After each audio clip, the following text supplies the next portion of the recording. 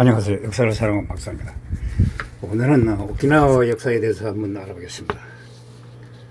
우리 삼별차가 오키나와 제주도에서 오키나와까지 갔지만은 결국 역사적 기록이 없어서 아쉽습니다. 오키나와 섬은 ryōgu 열도 중부에 위치한 섬으로 ryōgu 열도의 섬들 중 가장 넓은 면적을 가지고 있습니다. 한국에서 가장 큰 섬 제주도의 3분의 2 정도 크기입니다.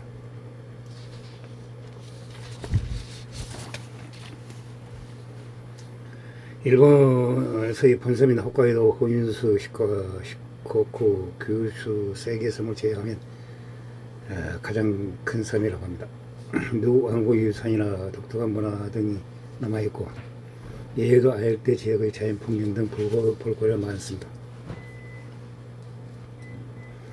한편 2차 대전 당시 오키나와 전투에서 아픔을 간직한 곳이기도 하며 주로 미군 기지 문제로 골머리를 앓고 있습니다. 오키나와의 중심지는 나하시입니다. 당시 나하시 반발이 있었다고 원래부터 ryōgu 왕국의 중심지는 수리였는데 일본에 병합된 뒤에 나하시가 중심지가 되었습니다. 2차 세계대전 이후 수리 지역이 아예 나하시 일부로 흡수되어 일본에서 태풍의 영향을 가장 받는 곳이라고 합니다.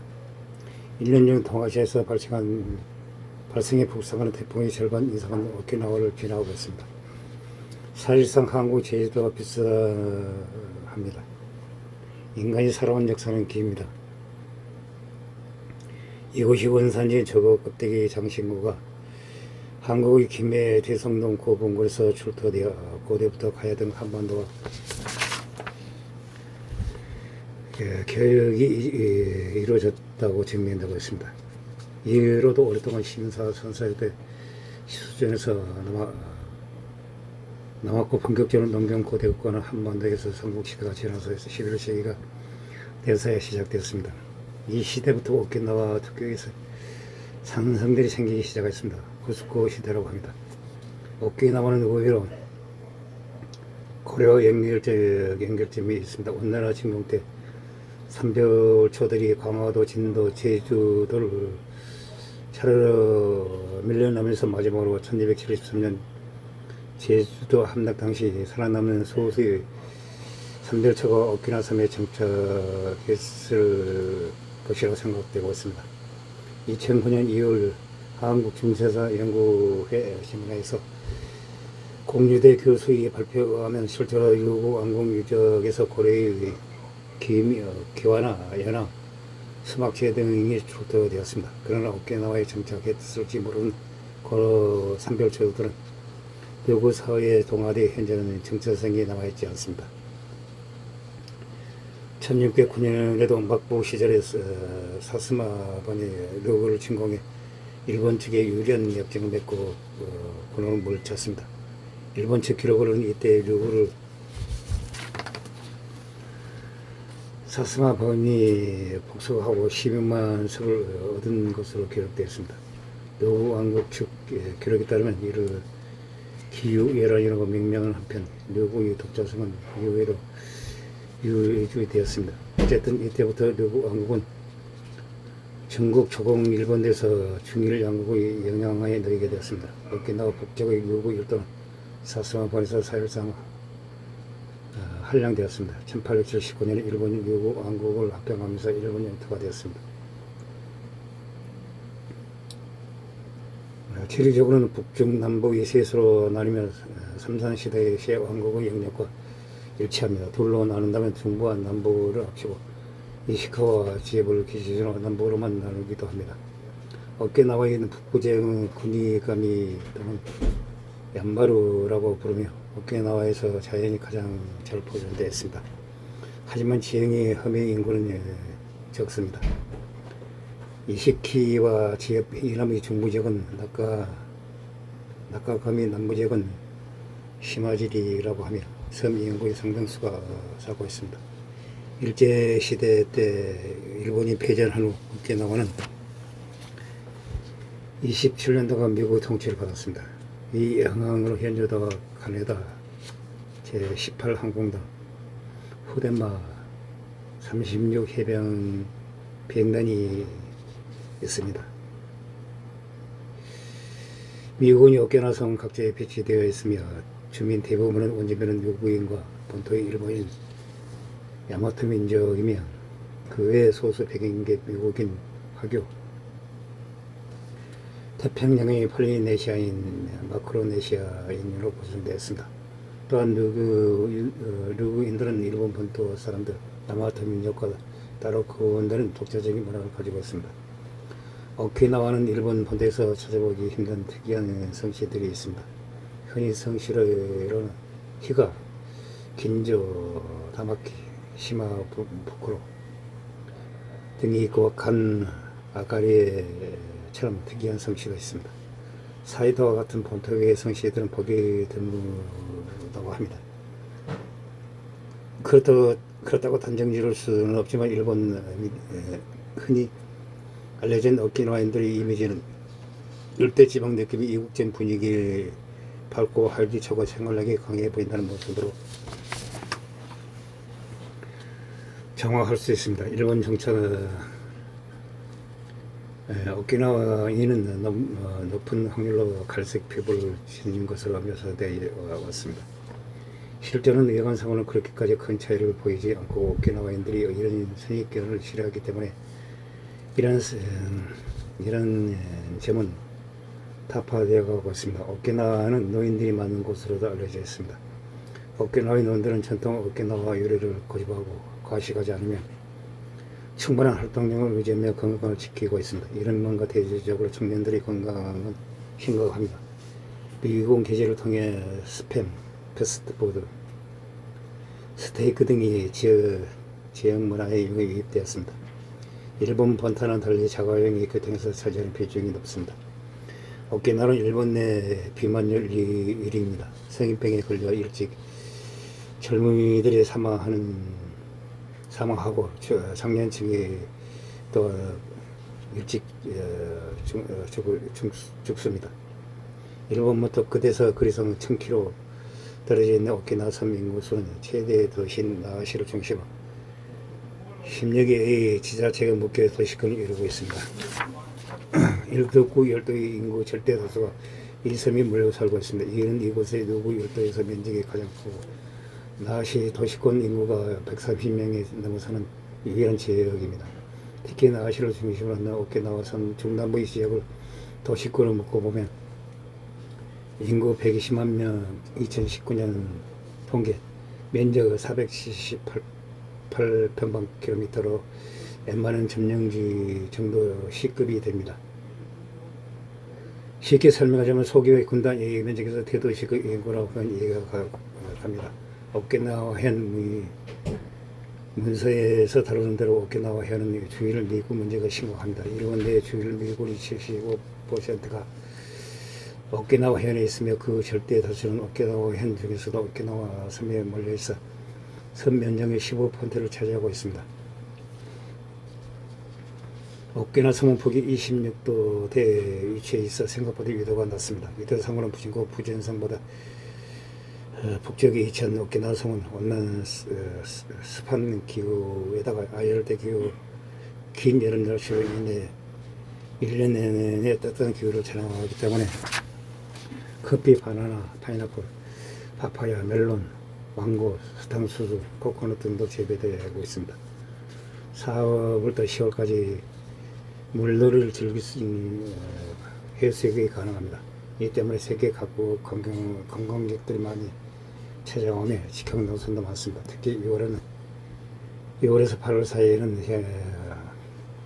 중국, 홍콩, 대만, 호주, 한국 등에서 가족 단위로 관광객들이 많이 찾고 있습니다.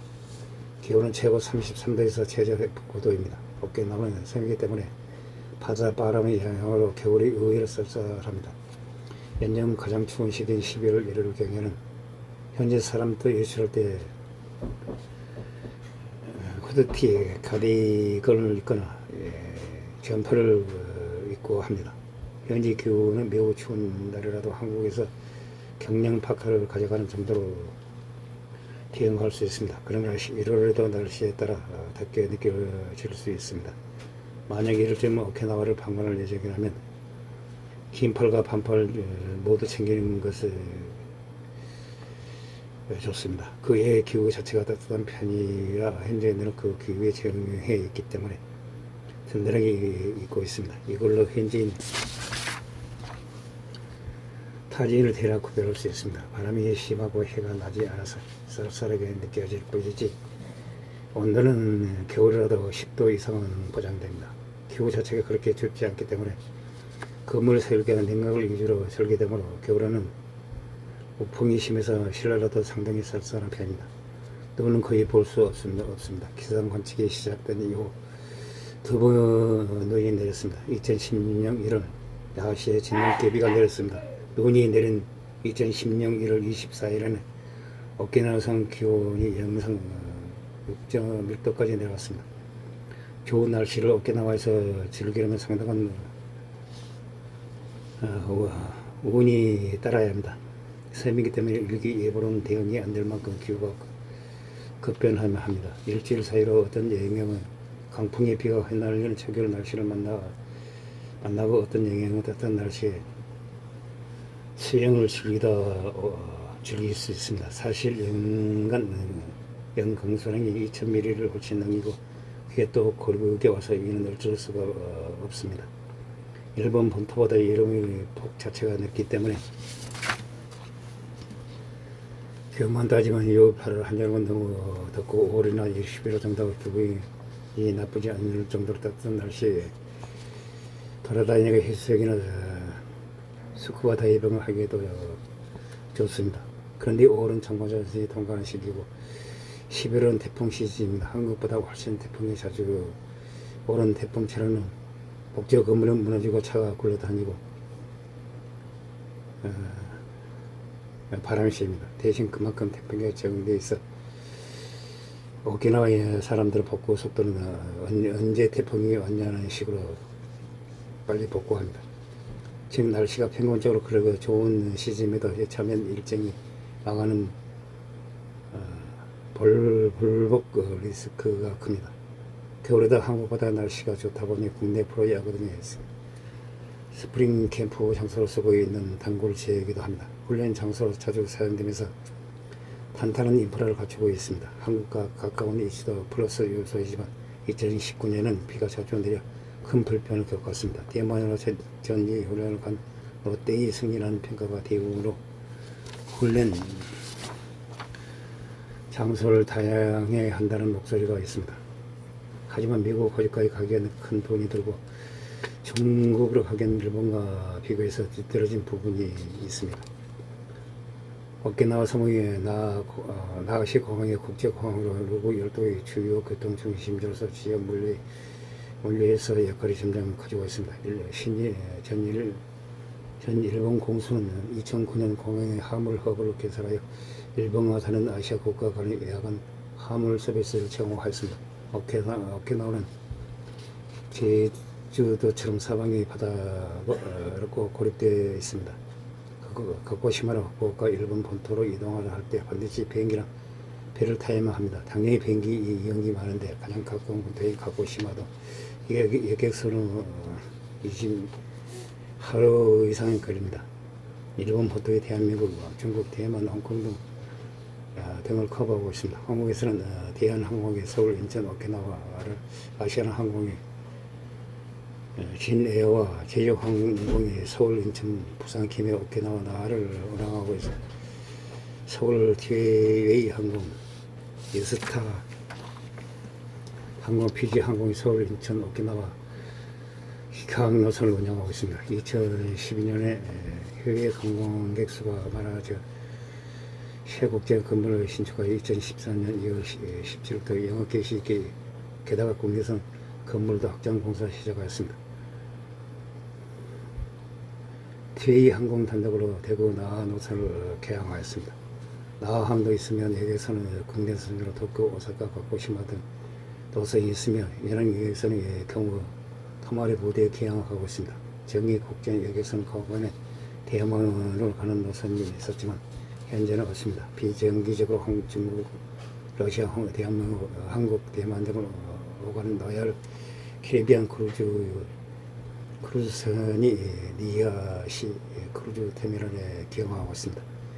인구 대부분이 몰리는 나시를 중심으로 섬의 중남부 지역의 경우에 주간에도 교통이 혼잡하여 출퇴근 시간에 버스 전용 차선제가 시행되고 있습니다. 나시의 일부 지역의 경우에는 버스 정년도로 가변 차선제까지 시행되고 있습니다. 이를 모르는 관광객은 불금이라 사고를 내기 쉽습니다. 전반적으로 나시 내를 빼면 일본 납지 않게 대중교통이 매우 부실합니다. 이는 오키나와가 태평양 전쟁 후 30년 가까이 미국은 통치를 받았을 때 미국처럼 자가용 중심의 교통 정책을 추진했기 때문입니다. 메이지 시대인 1902년에 미나미 다이토 섬에 인사철도가 걸린 것을 시작으로 1910년 오키나와 섬에 사탕수수 운반을 위해 철도가 도입되었습니다.